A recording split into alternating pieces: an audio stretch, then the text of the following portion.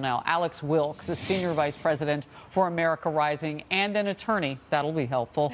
Doug Schoen, former pollster for President Clinton and a Fox News contributor, also helpful to get us to know what the Democrats are thinking. Sure. I want to come to you first, Alex, just on where we are with asking the question about obstruction that Bob Mueller left open. Sure. So I think in terms of these former attorneys from the Justice Department, it's not surprising to me that there are competing legal theories when it comes to can you charge someone with obstruction if there's not an underlying crime. There's also competing legal theories as to whether or not you could charge a sitting president with obstruction. And so it's not a surprise to me that there's sort of a debate here with these. Well, we know where William Barr falls on that second part. This is making the assumption that if he were not president. So, I mean, we're actually predicating this on a non-fact. Right. And so my point is in this whole scheme that what William Barr came up with in his conclusion and what the Mueller report says is finite. This is, this is what it is.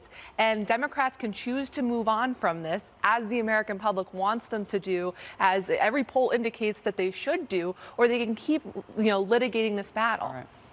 Doug, I want to get you in here. Yeah, I think we ought to hear from Bob Mueller on these questions.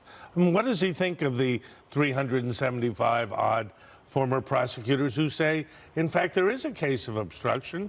How does he react to what Barr has said?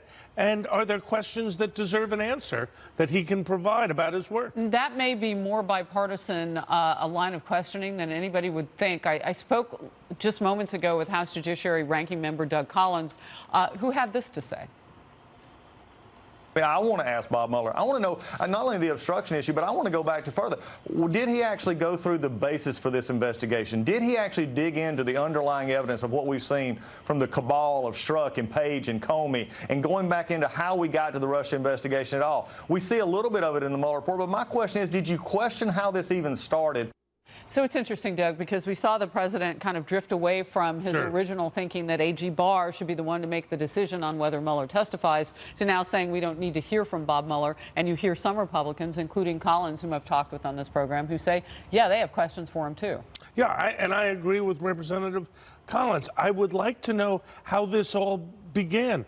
We know the dossier is a phony. The whole stuff with Papadopoulos is just plain weird. There was no basis to have a FISA warrant against Carter Page. And where do Strzok and Page Do you think you are an anomaly in thinking about that as Democrats, Alex? I think it would be the greatest couple hours of television that all of us political nerds could ever have. But, I think it's important to point out that the president didn't say that Mueller can't testify. He's not invoking executive privilege at this point. He just said he shouldn't. And I think from the president's standpoint, he's like, I want to move on from this. My entire administration so far has been plagued with this non-scandal. Everybody wants to move on Everybody from wants this. to move on. And in terms of people who might want a health care plan. Or I'd like to move on. I'd also caution my fellow Democrats that, like what happened to the Republicans in '98 when they pushed impeachment against the popular will, the Democrats themselves. Yes, let's hear from Bob Mueller, but then let's move on. And you would know, you were with Bill Clinton. I was. In the White House I worked with Bill Clinton. All right. Great to see you both. Thanks so much. I'll be right back.